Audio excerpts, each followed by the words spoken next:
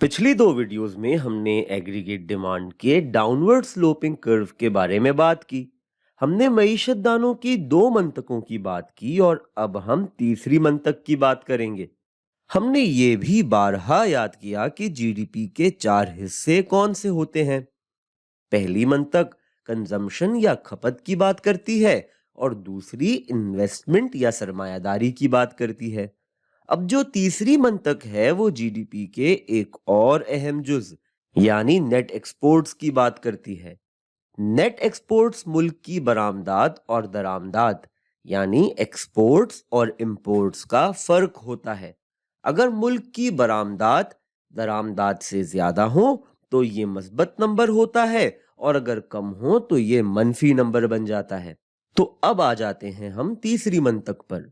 तीसरी मंतक को हम गैर मुल्की ज़र मुबादला का असर यानी फॉरेन एक्सचेंज इफेक्ट कहते हैं और इसमें हम दूसरी मंतक की ही बात को आगे बढ़ाते हैं कि जब कीमतें गिरती हैं तो मुल्क में शरह सूद कम हो जाती है।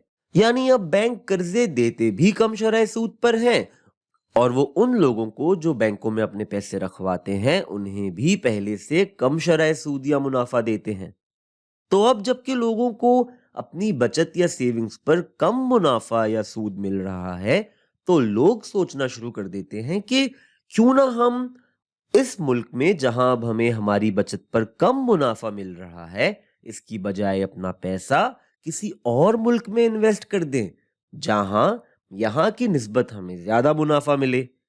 ऐसे में जब लोग अपना पैसा दूसरे मुल्क में लगाने लगेंगे तो जिस मुल्क से वो पैसे निकाल रहे होंगे वहां का पैसा कमजोर होता चला जाएगा। अब किसी मुल्क का पैसा कमजोर कैसे होता है इस बात को समझने के लिए हम चॉकलेट की बात कर लेते हैं। जब मार्केट में चॉकलेट बहुत ज्यादा हो जाए यानी सप्लाई बेहद बढ़ जाए तो चॉकलेट की कीमत या कदर कम हो जाती है। ऐसे ही हम कहते हैं कि आज पाकिस्तान में शरह सूद कम हो जाती है और लोगों को लगता है कि अगर अब वो अमेरिका के बैंकों में अपना बचाया हुआ पैसा रख लें तो उन्हें पाकिस्तान की निस्बत ज्यादा मुनाफा मिल जाएगा। ऐसे में अब वो पाकिस्तानी बैंक से अपना रुपया निकालकर अमरीकी डॉलर में तब्दील करवाना शुरू कर लेंगे ताकि वो उस डॉलर को अमेरिका के बैंकों में रखवा सकें।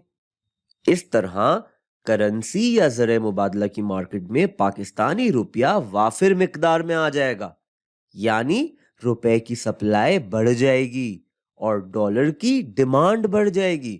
तो अब रुपये पर सप्लाई के बढ़ने का भी दबाव होगा और डॉलर की डिमांड के बढ़ने का भी दबाव होगा और ये दोनों दबाव मिलकर रुपए की कदर को गिराने लगेंगे।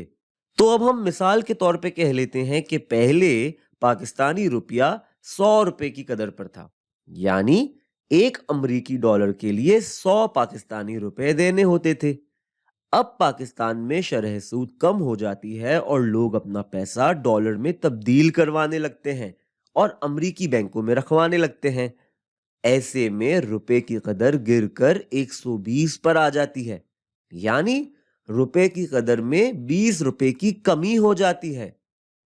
अब इस कमी का मुल्क के रियल जीडीपी पर क्या असर पड़ेगा। अब हम आम की बात कर लेते हैं जो कि फलों का बादशाह है। मुझे मालूम है कि आम के जिक्र से मैं अपने मुंह में भी पानी ले आया हूं और शायद आपके मुंह में भी, लेकिन कम से कम मिर्जा गालिब खुश होंगे।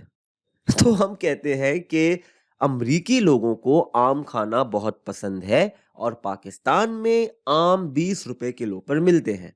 अब जब डॉलर की कदर 100 रुपए थी तो $1 से अमरीकी लोग पाकिस्तान के 5 किलो आम खरीद सकते थे, लेकिन इसी $1 में थाईलैंड से अमरीकी लोगों को 5.5 किलो आम मिल जाते थे। तो जाहिर है कि वो थाईलैंड से ही लेते होंगे। लेकिन अब रुपए की कदर के गिरने के बाद जो कि 120 पर आ गई है, अमरीकी लोगों को $1 में 6 किलो पाकिस्तानी आम मिल सकते हैं और वो पहले से ज्यादा मजे उड़ा सकते हैं। तो ऐसे अब वो थाईलैंड के बजाय पाकिस्तान से आम मंगवाने लगेंगे और पाकिस्तान की कुल बरामदात में इजाफा होने लगेगा, जिससे पाकिस्तान के नेट एक्सपोर्ट्स के खाते में इजाफा होने लगेगा और नेट एक्सपोर्ट्स में इजाफे का मतलब है रियल जीडीपी में इजाफा। اس کو ہم ایسے بھی کہہ سکتے ہیں کہ جب پاکستان کے آم زیادہ خریدے جانے لگیں گے تو آہستہ آہستہ پاکستان میں کسان آم زیادہ کاشت بھی کرنے لگیں گے اور پاکستان میں پروڈیوس ہونے والے آموں کی تعداد بڑھ جائے گی، اور اس اضافے کو ہم ریل جی ڈی پی کا اضافہ ہی کہتے ہیں۔ تو یہ سفر جو شروع ہوا تھا پاکستان میں قیمتوں کی سطح میں کمی کے ہونے سے، اس سے لوگوں نے زیادہ بچت کی اور بینکوں میں آنے والا پیسہ بڑھا، جس سے شرح سود میں کمی ہو گئی، اور اس کمی سے کافی لوگوں نے پاکستان سے اپنا پیسہ نکال کر ڈالر میں تبدیل کر کے امریکہ منتقل کرنا شروع کر دیا۔ اس طرح روپے کی قدر میں کمی ہونے لگی، اور اس کمی سے پاکستان میں پروڈیوس ہونے والی چیزوں اور خدمات کی قیمت پاکستان سے باہر رہنے والوں کے لیے کم ہو گئی، جس سے پاکستان کی برآمدات یعنی ایکسپورٹس میں اضافہ ہوا۔ اس اضافے سے نیٹ ایکسپورٹس میں اضافہ ہوا، اور آخر کار قیمتوں کی کمی سے شروع ہونے والا سفر ملک کے ریل جی ڈی پی کے بڑھنے پر آ کر ختم ہوا، یعنی قیمتیں گریں اور ریل جی ڈی پی اوپر چلا گیا، منفی یا الٹا تعلق۔ اور اسی وجہ سے یہ گراف ہمیں نیچے کی طرف ڈھلان کرتا ہوا یعنی ڈاؤنورڈ سلوپنگ دکھنے لگتا ہے۔ ہم نے یہاں مثال شروع کی پاکستان میں قیمتوں کی کمی سے، یہی سارا قصہ اگر قیمتوں کے بڑھنے سے شروع ہو رہا ہوتا تو یہی ساری کہانی ہوتی تو ایسے ہی، لیکن ذرا سی الٹ پلٹ، یعنی پاکستانی لوگوں کی قیمتوں کے بڑھنے کے بعد بچت کم ہو جاتی، شرح سود بڑھ جاتا، اور باہر کے لوگ پاکستان میں اپنا پیسہ لاتے تاکہ یہاں سے زیادہ منافع کما سکیں۔ اس طرح روپے کی ڈیمانڈ بڑھ جاتی اور روپے کی قدر بھی بڑھ جاتی، یعنی اگر پہلے روپیہ 100 پر ہوتا تو اب شاید 80 روپے فی امریکی ڈالر پر آ جاتا۔ ایسے پاکستانی چیزیں اور خدمات دوسرے ملکوں کے لیے مہنگی ہو جاتی، اور غالب صاحب اگر امریکہ میں رہتے تو وہ بھی تھوڑے پریشان ہوتے، کیونکہ پہلے وہ 1 امریکی ڈالر سے پاکستان کے صرف 5 کلو آم خرید سکتے، لیکن اب وہ 1 ڈالر سے صرف 4 کلو آم خرید سکیں گے۔ بہرحال اس سب کے بعد پاکستان کی برآمدات میں کمی ہو جاتی، جس سے نیٹ ایکسپورٹس میں کمی ہو جاتی، اور آخر کار ریل جی ڈی پی بھی کم ہو جاتا۔ تو یہ ہے قیمتوں کی تبدیلی کا ریل جی ڈی پی پر غیر ملکی زرع مبادلہ کا اثر، یعنی کہ معیشت دانوں کی طرف سے پیش کی جانے والی تیسری منطق، جسے ہم فورن ایکسچینج افیکٹ بھی کہتے ہیں۔